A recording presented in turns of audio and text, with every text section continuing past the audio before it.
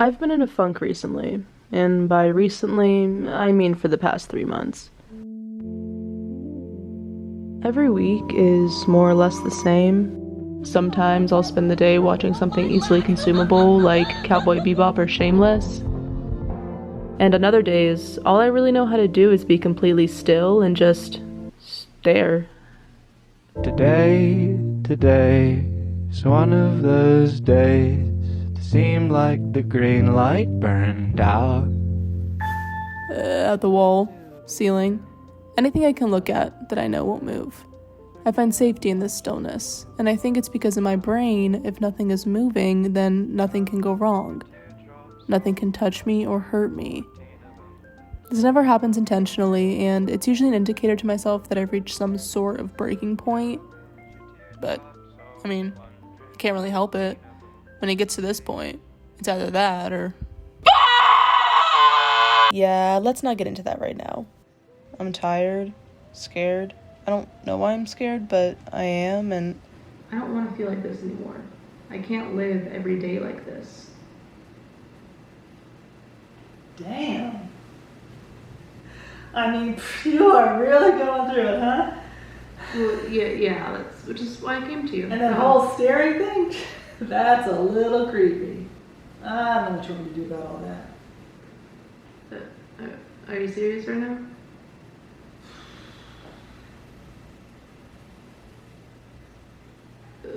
What the fuck? That bitch is fucking crazy. Okay, anyways, let's go.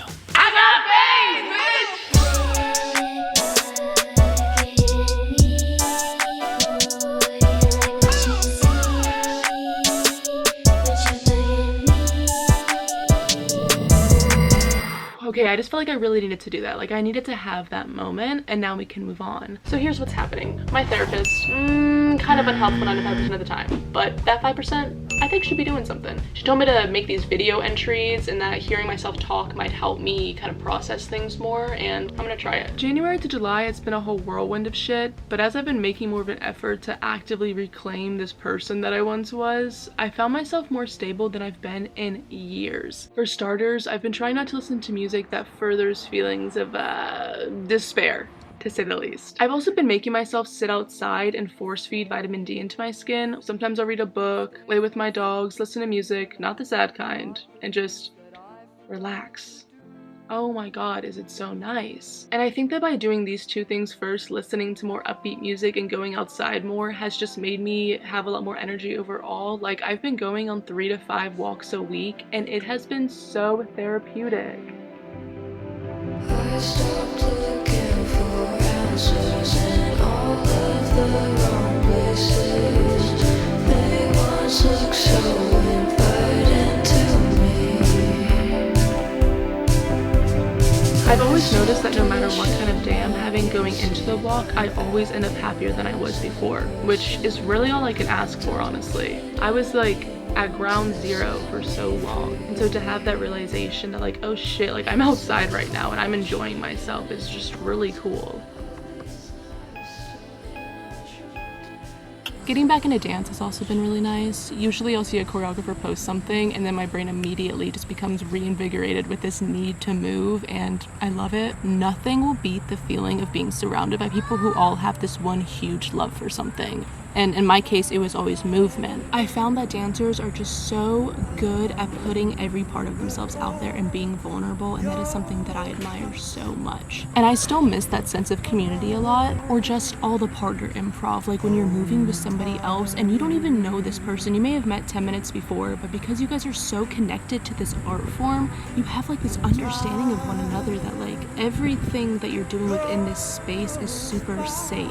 I really want to try like reintegrating that back into my life. Like, I've got the dancing down, I've got the improving by myself down, but that's just something I've really been missing. This is another thing that I've just like been so proud of myself for recently. I've been doing a lot of things that would normally scare me, little things like talking to the guy more when I hand off a package or when I'm getting coffee, even if it's just about how their day's going. It's just so nice. And I used to be like that, and then I've hit this stump of disdain for like any sort of interaction. direction, I don't know, but it's been nice. I know that I'm becoming my old outgoing self again, and then every time I have an interaction with someone like that, it just kind of strengthens that feeling.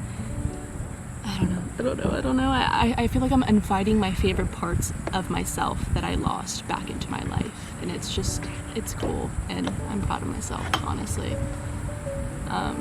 Yeah, I've just been doing a lot better. Something that I'm really grateful for is that I've taken these months to really rebuild who I am at my core alone.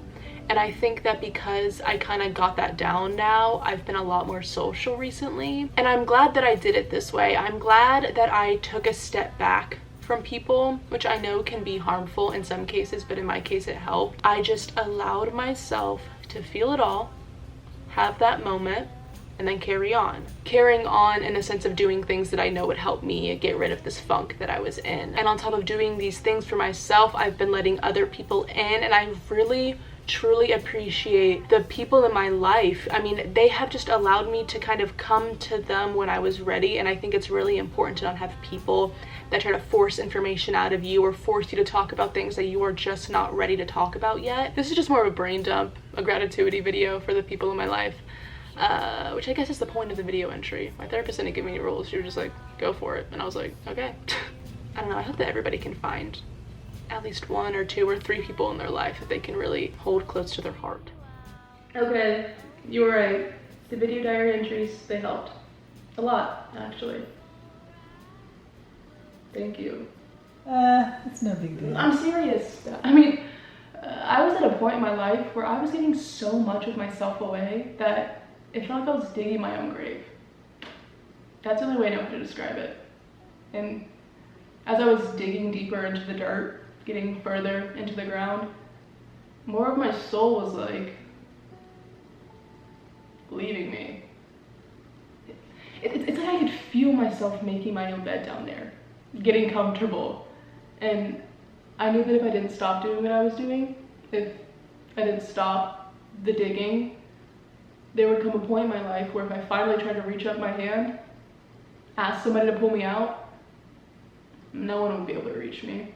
And I'd be stuck in that place. And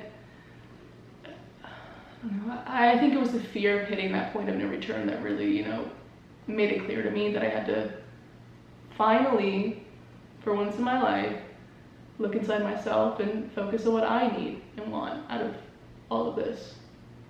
I'm not a sponge. I'm not a sponge that's only job is to soak up someone else's horrible feelings about themselves. I have my own feelings to deal with, my own dreams and goals and love. What I want matters.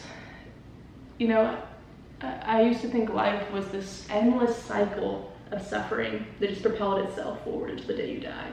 But it's not. And looking back on it now, I realize that the reason I felt this way was because I myself was staying in this cycle of hating myself, making someone else happy, which in turn made me happy for a little, but it never lasts. And then I would go back to hating myself. And that cycle would just go and go and go and never stop. And I hated myself so much. I hated myself because I allowed for it to happen. I hated myself because I knew that I was being taken advantage of. I knew it. But I never want anyone else to feel like I don't care about them or I would give up on them. But then, it comes to a point, the whole digging thing, where I felt like I had to choose myself.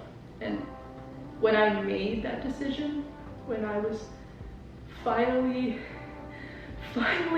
deep enough to choose myself, I realized that this cycle can be broken, and that, it is so worth choosing yourself.